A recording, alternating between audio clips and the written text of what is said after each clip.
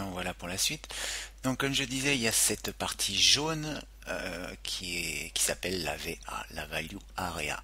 Qu'est-ce que la Value Area? C'est une zone dans laquelle 70% des transactions de la journée ont eu lieu. Voilà, donc la Value Area, la zone de valeur dans laquelle 70% des échanges de la journée entre les acheteurs et les vendeurs ont eu lieu.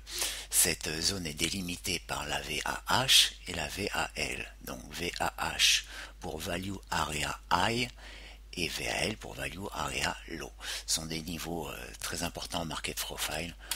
On verra ça un peu plus tard. Là, on parle essentiellement du lexique. Au milieu, vous avez une bande rose qui représente le POC, the Price of Control. C'est le niveau de prix sur lequel il y a eu le plus d'échanges durant la journée.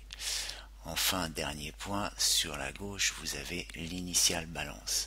L'initial balance prend en compte les deux premières barres de la journée, donc la première heure de cotation de la journée.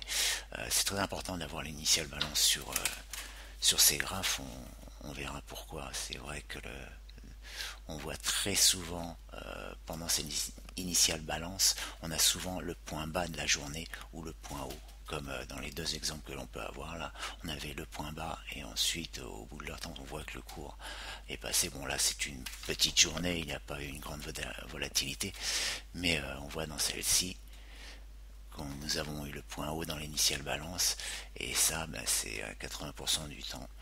Voilà, enfin on verra ça. Là je peux, si je peux peut-être essayer de changer, tiens, avec ce nouveau logiciel, il est peut-être plus pratique. Et là ça va couper.